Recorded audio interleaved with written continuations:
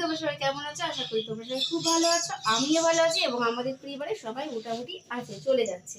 চলে গেলেই হবে, দৌড়াতে হবে না, দৌড়াতে গেলে পা পিছলে আলুর দম হয়ে যাবে, সেই জন্য চলে যাক হাঁটি হাঁটি পাই, আমার কাছে এটাই মনে হয়। আর সকালবেলা ব্রেকফাস্ট রেডি হয়ে গেছে, এখন 8টা 10 বাজে। দেখো রুটি করে নিয়েছি, রুটি করে ন্যাকড়া দিয়ে ঢেকে রেখেছি যাতে রুটিটা একটু গরম থাকে। আর এখানে একটুখানি সাদা আলুর তরকারি করে নিয়েছি, আজকে হলুদ একদম কম দিয়েছি।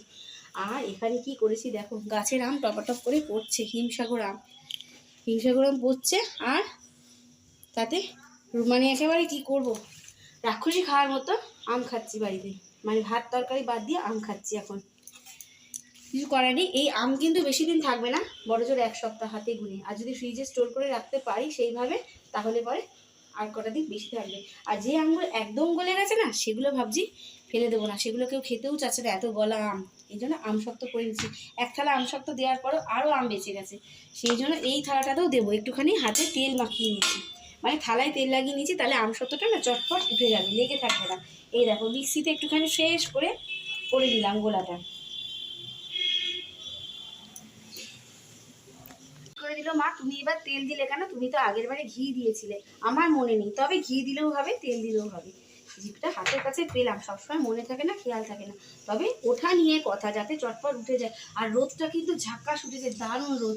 দুটো নিম্নচাপ এসেছিল, মন্থা আর একটা শক্তি, দুটোই কিন্তু মনে হয় বিদায় নিয়েছে জামাই ষষ্ঠী দিন। জামাইদের একটু, মেয়েদের একটু শান্তিতে আনন্দ করতে দেবে। কিন্তু গরম কিন্তু এক্সট্রিম গরম, প্রচণ্ড গরম লাগছে। এখন সবে মাত্র 8টা বাজে। আসলে আম, কাঁঠাল, খাসির মাংস, চিকেন, গলদা চিংড়ি, ইলিশ মাছ, তার সাথে 5 রকম মিষ্টি, তারপর কি ফল, এইসব খাওয়ার পরে জামাইদের মানে কি করব, একেবারে টয়লেটে দৌড়াতে হবে। এই পর্যায়ে গরমটা। বৃষ্টিটা হয়েছিল, ভেবেছিলাম জামা ষষ্ঠীটা আরামে কাটবে, কিন্তু না, একটুও কিন্তু ঠান্ডা লাগছে না, গরম লাগছে প্রচুর। আমার তো প্রচণ্ড গরম লাগছে, মানে দৌড়ে গিয়ে ছাড়ে দিয়ে আসি, কারণ এই রোদ বাবাজির কিন্তু বিশ্বাস নেই। রোদ বৃষ্টির খেলা কিন্তু চলছেই মাঝে মাঝে। তাহলে চলো, তারপরে সে ব্রেকফাস্টটা রেডি করে দিতে হবে। আর কর্তার আজকে কিন্তু ছুটি, সানডে। আর সপর মানে মাসের প্রথম দিন, 1 তারিখ, উফ দারুণ দিনে পড়েছে কিন্তু এবার জামাই ষষ্ঠীটা। তো রোদে দিয়েছি, কিন্তু কিন্তু বারে বারে ওঠা আমার সম্ভব না।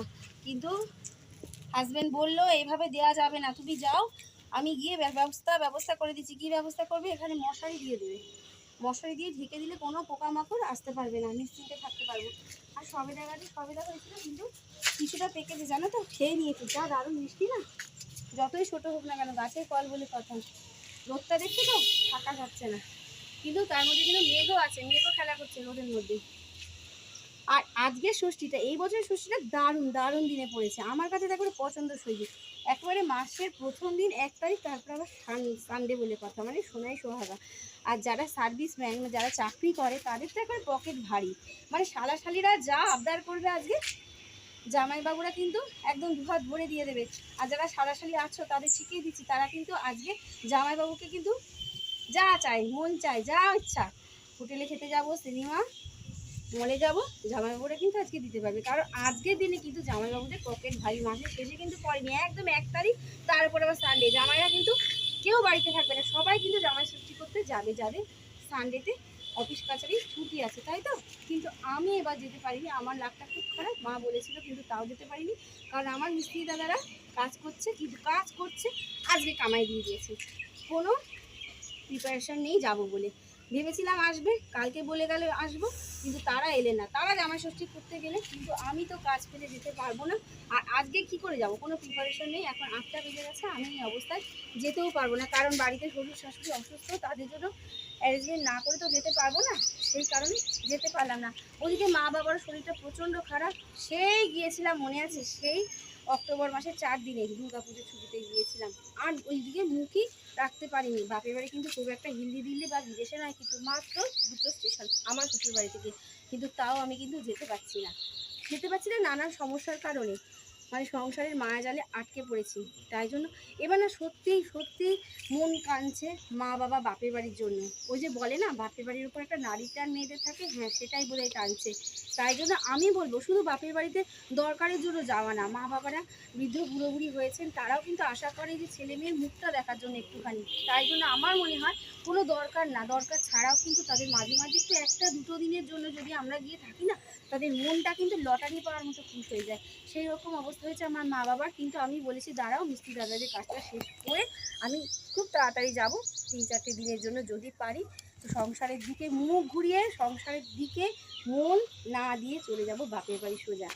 চলো শেয়ার করে দিই। সাথে খুব একটা ওঠা হচ্ছে না কাজের ব্যস্ততার জন্য। দেখো জুঁই ফুল হয়েছে, বর্ষা এসে গেছে, গরমকালেও জুঁই ফুল হয়, বর্ষাকালে গাছ ভরে জুঁই ফুল আর বেল ফুল অনেক পড়ে গেছে, বৃষ্টির ছটায় পড়ে গেছে, রোদে পড়ে গেছে। আর একটা গাছ দেখাই তোমাদের, দাঁড়াও আসো। আর এই দেখো এটা হচ্ছে কাঁঠালি চাপা ফুল, যা সুন্দর গন্ধ না, দারুণ গন্ধ। অনেক ফুল হয়েছিল, ঝরে পড়ে গেছে, কুড়ি আছে এখনো। আর আমার দেখছো ঘামে একবারে গলদ গরম অবস্থায়।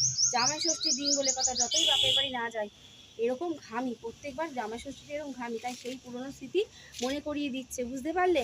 এত গরম লাগছে আজকে, নিজেকেই রেঁধে বেড়ে জামাই ষষ্ঠী নিজেকেই বাড়িতে করতে হবে। আর ওই দেখো আম গাছে দেখছো কত আম হয়েছে।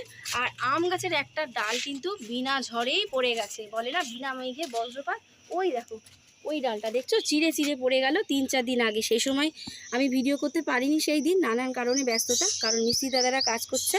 তো সেই কারণে এই একটা বিশাল ডালে আম হয়েছিল ভর্তি। সেই ডালটা মনে আমের ভারেই হোক বা পোকা খাক জানি না কী কারণে, ভুতুরে কারণে ভূতেই মনে হয় ভেঙে ফেলেছে। ঝড় নেই বৃষ্টি নেই, সেই আমগুলো ঘরে আছে আর এখনও গাছে কয়েকটা আম আছে। খুব তাড়াতাড়ি কিন্তু পেকে কিন্তু বিছানা ঘর দোর ঝাড় দেওয়া বাসি কাজ আমার কিন্তু অর্ধেক অংশই সারা হয়ে গেছে। যারা পুরোনো ফ্রেন্ডস তারা অবশ্যই জানো আমি কিন্তু ভোর 4-4:30 মধ্যে উঠে পড়ি। বিছানা আমাকে আর থাকতে দেয় না, আমাকে বাইরের প্রকৃতি ডাকে বারবারই, জানো তো। এই কারণে তাড়াতাড়ি আমি উঠে পড়ি, আমার ঘুমটা অটোমেটিক্যালি ভেঙে যায় সেই সময়। আর আমি এখন এসছি ফ্যানের হাওয়া খাওয়া বলে, এই যে চালাতে পারিনি, সাউন্ড আসবে না বলে স্ট্যান্ড ফ্যান অফ রেখেছি। দেখো এই দেখো এই সিনি স্ট্যান্ড ফ্যান একেবারে এসির হাওয়া দেবে।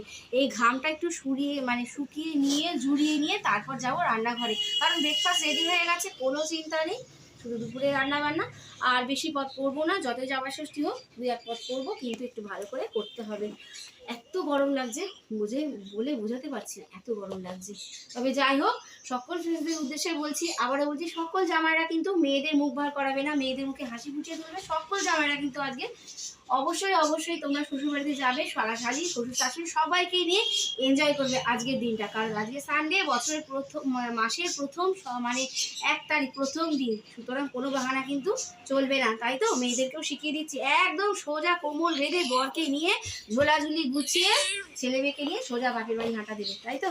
তো চলো, কাছ থেকে কিন্তু আমিও বাদ যাইনি। এই সাদা আলু তরকারির উপরে আমার একটা খুব লোভ আছে, কারণ কালো জিরে দিয়ে লঙ্কা দিয়ে সুন্দর করে কিন্তু আমার ঝাল ঝাল করে একটু করেছি। শাশুড়ি আমার একটু আজকে খেতে অসুবিধা হবে, কিন্তু অসুবিধা হলেও অপশন আছে, আম দিয়ে খেয়ে নেবেন, যে আম দিয়ে রুটি খেতে পছন্দ করে। সেই জন্য আমি আজকে চিয়া সিড বাদ দিয়ে জামাই ষষ্ঠীর দিন মানে বিশেষ দিনটাকে বিশেষভাবে পালন করবো, সেই জন্য চিয়া সিড বাদ দিয়ে আজকে রুটি তরকারি আম সব খেয়ে নিয়েছি।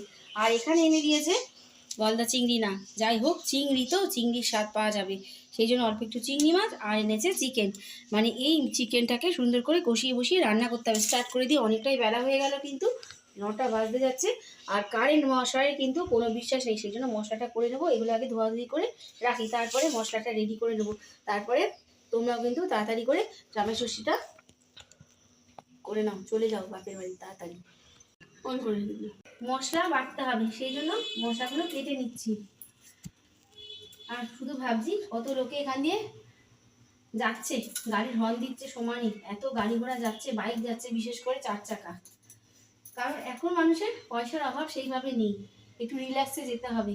জামাই ষষ্ঠী বলে কথা, কেউ বাইকে যাচ্ছে, কেউ 4 চাকায় যাচ্ছে। আর যাদের নতুন বিয়ে হয়েছে তারা তো একটা সুন্দর করে ট্র্যাডিশনাল শাড়ি পরবে, যেমন বেনারসি, স্বর্ণ কাতান, তারপরে গরম, এইসব শাড়ি পরে যেতে হবে, যতই গরম লাগুক না কেন। কারণ নতুন জামাই বলে কথা, মেয়ে জামাই বাপের বাড়ি যাবে প্রথমবার ষষ্ঠী করতে, 5 জন লোক দেখবে। আর তাছাড়া নিজের মনের মধ্যে একটা আনন্দ থাকে, এইসব শাড়িগুলো তো সবসময় পরা যায় না অকেশনে, তাই তো। সেই কারণে আজকে পরতেই হবে সেই ট্র্যাডিশনাল শাড়িটা, বিয়ের শাড়িটা। বিশেষ করে। আর এখনকার দিনে অনেক জামাইরা কিন্তু এই আদর থেকে বঞ্চিত হচ্ছে। আমি দেখছি অনেক শাশুড়ি মারাই কিন্তু আজকাল হোটেল থেকে খাবার এনে জামাইদের আপ্যায়ন করছে। কারণ মানুষের হাতে অফুরন্ত পয়সা, কিন্তু শরীর সায় দিচ্ছে না যে ওই 5 পদ রান্না করে ঘেমে ছেমে নিয়ে তারপরে ওই জামাইয়ের সামনে দেবো, সেটা আর শরীর সয় না, শরীর আর বইতে পারছে না। সেই জন্য তারা হোটেলেই অর্ডার দিয়ে দিচ্ছে, জামাই ষষ্ঠীর মেনু একেবারে রসে বসে অনেক কিছু রান্না করে পাঠিয়ে দিচ্ছে। হয়তো 3 পদ মাছ, 2 পদ মাংস, তার সাথে আরো 5 রকম মিষ্টি, ফল, আরো নানান রকম তরকারি। নিরামিষ তরকারিও থাকছে অবশ্যই, কারণ অনেক জামাই কিন্তু নিরামিষ রান্না পছন্দ করে। তবে আমি বলবো কিন্তু হ্যাঁ, এটা কিন্তু অবশ্যই অনেক জামাই কিন্তু বঞ্চিত হচ্ছে শাশুড়ি মা সেই পুরোনো দিনের পুরোনো সেই মায়ের শাশুড়ি মায়ের রান্নার থেকে, রান্না খেতে। কারণ একটা দিনই জামাইরা কিন্তু জামাই ষষ্ঠীতে অবশ্যই শ্বশুর বাড়িতে আসবে, আর সেই সময় শাশুড়ি মায়ের হাতের রান্নাটাই তারা প্রেফার করে, পছন্দ করে। কিন্তু কি করবে, শরীর যদি সায় না দেয়, সেই কারণে কিন্তু আজকাল হোটেল থেকে সেসব খাবার দাবার এনে আয়োজন করা হচ্ছে। সে যাকে, কিন্তু আমার কপালে সেই আনন্দটা কোনোদিনই ফুলফিল হবে না। পুরো আমার আমার জীবনে সেই আশাটা ফুলফিল কোনোদিনই হবে না। মানে ওই যে বলে না, অধুরাই থেকে যাবে। কোন আশাটা বলছি? হ্যাঁ, অনেকে হয়তো গেস করতে পারোনি, আর অনেকেই গেস করতে পেরেছো। আর যারা পারোনি তাদের জন্য বলছি, হ্যাঁ, জামাই ষষ্ঠীর দিন এই যে মেয়ে জামাই একটা বাড়িতে আসবে, শাশুড়ি মার হাতে 5 পদের রান্না খাবে, এটা আমি কোনোদিনই করতে পারবো না। কারণ আমার 2 ছেলে, ভগবানের আশীর্বাদে তাদের যদি বিয়ে দেওয়া হয় ভালো একটা ঘরে, তারা যাবে জামাই ষষ্ঠী করতে শ্বশুর বাড়িতে। সুতরাং আমি কিন্তু মেয়ে জামাই নিয়ে জামাই ষষ্ঠী পালন করতে পারবো না। আমার ইচ্ছা ছিল একটা মেয়ে হোক, তার জামাই ষষ্ঠী পালন করবো, তার সে যেটা যেটা খেতে ভালোবাসে, বা আমি যেটুকু পারি নিজের হাতে রান্না করে জামাইকে আদর যত্ন করবো, কিন্তু সেটা আমার ভাগ্যে নেই। অবশ্য সবার ভাগ্যে তো সব কিছু হয় না, তাই এই জীবনে হয়তো জামাই শাশুড়ি মায়ের আদর থেকে বঞ্চিত হলো আমার হাতে, তাই না? আমার হাত থেকে বঞ্চিত হলো, মানে আমি এই ফুলফিল করতে পারলাম না এই আশাটা আমার জীবনে। দেখা যাক পরের জীবনে কি হয়, জানি না পরের জীবনে আবার মানুষ হবো না কি হবো, ভগবানের কি আশা, দেখা যাক। তাহলে আলু আর দেবো না, আলু হাতে নিয়ে বসে আছি, অনেকগুলো আলু দিয়ে দিয়েছি। আর আলু রান্না করার সময় আমি গুনে গুনে আলু দিই, কারণ বেশি আলু কেউ আবার খাবেও না, আবার আলু না দিলেও চলবে না। আলু এমন একটা জিনিস। তাহলে আমার কিন্তু মোটামুটি প্রায় রেডি হয়ে গেল, শুধু মাছটা রেডি করবো। ওটা কষিয়ে নিচ্ছি। আর কর্তাকে বললাম একটুখানি নারকোল ঝুড়ে দাও, একটা ছোট্ট দেখে নারকোল, সব থেকে ছোট 3টে নারকোলের মধ্যে এটাই ছিল সব থেকে ছোট। হলে কি হবে, প্রচণ্ড পুরু, দেখেছো, দেখতেই পাচ্ছ ক্যামেরায় এতটা পুরু। তাই অর্ধেকটা যেইটুকু মাছ সেইটুকুই লাগবে, সামান্য পরিমাণ মাছ, তাই ভাবলাম একটু নারকোল কোড়া দিয়েই করে নিই। আর এখানে বেটে নিয়েছি সর্ষে, পোস্ত, লঙ্কা। এত গরম লাগছে, এত গরম লাগছে, কি বলবো, বলে পারছি না। ভেবেছিলাম আজকে মায়ের হাতে গিয়ে আদর খাবো, মায়ের হাতে রান্নাবাড়ি করবো। যদিও মায়ের হাতে রান্নাবাড়ি করবো, কিন্তু বাপের বাড়ি গেলে মার হাতে রান্নাবাড়া খাওয়াই হয় না। কারণ আমি বারণ করি মাকে, যে সারা জীবন তো বাবা মা রান্না করে খায়, তো আমি গেলে যেটুকু পারি করার চেষ্টা করি, তাতে ওদের একটু সুবিধা হয়, আমার রান্না করতে কষ্ট হয় না। কিন্তু প্রচণ্ড গরমে কষ্ট হচ্ছে। আর রান্নাবান্না কমপ্লিট, এই দেখো চিকেন কষা হয়ে গেছে। আর এখানে করে নিয়েছি চিংড়ি মাছের মালাইকারি। এটা গলদা চিংড়ি বলবো না, বলবো হচ্ছে ছোট লোকাল চিংড়ির মালাইকারি। তবে চিংড়ির স্বাদ এতে অবশ্যই পাবো, ছোট হয়েছে তাতে কি, তাই না? ছোটোকে ছোট করে ভাববে নেই, কিন্তু সুন্দর করে রান্না করা হয়েছে, নারকোল, পোস্ত, আর দিয়েছি অবশ্যই সর্ষে, লঙ্কা বাটা। তাহলে কমপ্লিট হয়ে গেল রান্না। এদিকে ভাতও উপর দিয়ে দিয়েছি, ভাতের ফ্যান ঝরানো হয়ে গেছে। এবার আমি আদার্স কাজগুলো করে নেবো, রান্নাঘর পরিষ্কার করার টুকিটাকি কাজ, তারপর আসছি। চলো, তোমরা কেমন করে ষষ্ঠী পালন করলে অবশ্যই কমেন্টে জানাবে। আর এই জামাই ষষ্ঠীর দিনে মন খারাপ লাগছে, কারণ বাড়ির সামনে দিয়ে অঝোরে গাড়ি যাচ্ছে, বাইকে যাচ্ছে, স্বামী স্ত্রী ছেলে মেয়ে নিয়ে যাচ্ছে, 4 চাকায় যাচ্ছে, ওইটা দেখে মন খারাপ হচ্ছে। আর রিজুর উপরও মনটা খারাপ হচ্ছে, অলরেডি দিদুন বাড়ি যায়নি, এই একটা সুযোগ ছিল, তাও মিস্ত্রি দাদাদের জন্য যেতে পারলো না, কাজ চলছে। কিন্তু কাজে যদি আসতো তাহলেও ভাবতাম যে না, কাজটা করতে এসেছে, তারা কাজে এলো না।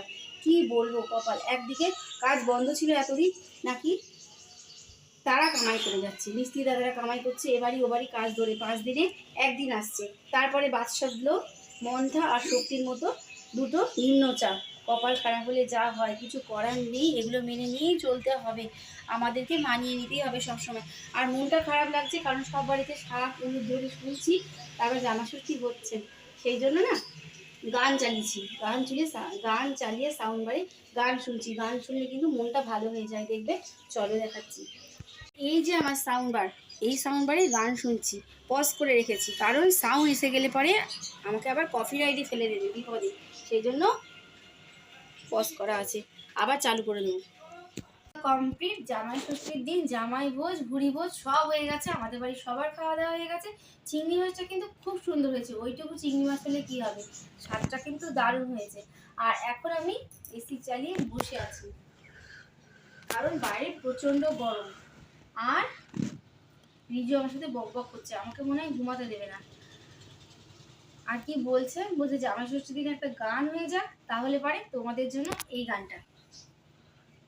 আর এই গানটা কেন করছে, একটা উদ্দেশ্য হচ্ছে, বারে বারে মা ফোন করছে আর বলছে কি তুই এলি না, বা তোর বোন তো অনেকটাই দূরে থাকে, কিন্তু তুই তো আসতে পারতিস, তুইও আসতে পারলি না, মনটা খুবই খারাপ লাগছে। কি আর বলবো, কি আর করা যাবে। বললাম যে ঠিক আছে, কয়েকটা দিন বাদে যাব, জানি আমি, আমারও মনটা টানছে তোমাদের জন্য, কিন্তু ওই যে নানান কারণে যেতে পারছি না, কিন্তু এবার যাবোই, গিয়ে হয়তো 2-4 দিন থেকেই আসবো, বুঝতে পারলে, এই হচ্ছে ব্যাপার। টিকটিকও টিকটিক করছে, হ্যাঁ যেতেই হবে, বুঝতে পারলে, উত্তর দেওয়ার কেউ নেই রিজু ছাড়া করে। তাই টিকটিকি মানে ভগবান ওই পাঠিয়েছে একজনকে, দুধকে পাঠিয়েছে, সে বলে দিল আমি যাবো, অবশ্যই যাবো। তাহলে একটা গান হয়ে যাক। যতবার দেখি মাগো তোমায় আমি, স্বাদ মেটে না কবু তোমায় দেখে, সবাই বলে ভগবান সুন্দর, হবে না তো সুন্দর তোমার থেকে। যতবার দেখি মাগো তোমায় আমি, ভয় পেলে ব্যথা পেলে, ভয় পেলে ব্যথা পেলে মুখে আসে মা, সুখেতে দুঃখেতেও মনে পড়ে মা, যতবার দেখি মাগো তোমায় আমি। সত্যি মার কথা তখনই বেশি করে মনে পড়ে, যখন কোনো ব্যথা দুঃখ কষ্ট, সেই সব মুহূর্তে। আমার তো হয় সেই সময়, তোমাদেরও নিশ্চয়ই হয়, তাই তো? মা এমনই জিনিস, মা ছাড়া কিন্তু সন্তানের দুঃখ কষ্ট কেউ বোঝেই না। আর এমনই মা যে মাকে কিন্তু কোনো কিছু বলতেই হয় না, ফোনে যদি কখনো মন খারাপ নিয়ে কথা বলি, মা কিন্তু ঠিক বুঝতে পারে, ওপারে থেকেও, ফোনের ওপারে থেকেও বুঝতে পারে, আজকে কি তোর মনটা খারাপ, কি হয়েছে না হয়েছে বল, এরকম বলতে থাকে। মার মতো এরকম করে কেউ জিজ্ঞাসাই করবে না মনের কথা। তাই মাই হচ্ছে পৃথিবীর মধ্যে শ্রেষ্ঠ একজন। তাই মা যতক্ষণ আছে ততক্ষণ মাকে ভালোবেসে যেতেই হবে, মা বাবা দুজনকেই ভালোবেসে যেতে হবে, তাই তো? সংসার বজায় রেখেও অবশ্যই, যতই সংসার থাক না কেন, মা বাবাই হয়। তাহলে এবার এখন একটু রেস্ট নেব, তারপর আসছি আবার বিকেলবেলা, বুঝতে পারলে? থেকে এক্ষুনি বার করা হলো এই বাটারস্কচ আইসক্রিমটা। দুপুরবেলায় ভাবলাম খাবো, কিন্তু খেতে পারলাম না, চিংড়ি মাংস দিয়ে খেয়ে পেট ভরে গেছে সবার, তাই ভাবলাম এটা সন্ধেবেলায় খাওয়া হবে, কিন্তু প্রচণ্ড ঠান্ডা, এটাকে এখন কাটতে হবে। রিজু কিন্তু খুব খুশি, ক্যামেরা ধরে আছে, কিন্তু বলছে ও নাকি এটা কাটবে, দেখা যাক। সমান ভাগ না হলে পরে ওকেই ছোটোর দিকটা দেবো, যে দিকটা ছোট হবে সেই দিকটা ওই খাবে। সেই কথা শুনে মনে হয় একটু এড়িয়ে যাচ্ছে, ভাবছে দরকার নেই বাবা, মাই কাটুক তার থেকে। এই বাটারস্কচ আইসক্রিমটাই আমার খুব ভালো লাগে, কারণ এই ফ্লেভারটা এত সুন্দর। আজকে সন্ধ্যেবেলায় আর মুড়ি চানাচুরের বায়নাই করবে না, কারণ জানেই আইসক্রিমটা আছে। আর জামাই ষষ্ঠীর দিন থেকে আরও স্পেশাল করে তোলার জন্য রিজু আর রিজুর বাবা নিয়ে এসেছে এই বাটারস্কচ আইসক্রিমটা। তাহলে এটাকে হ্যাপি বার্থডে টু ইউ বলবো না, হ্যাপি বার্থডে জামাই ষষ্ঠী বলে কাটা শুরু করি।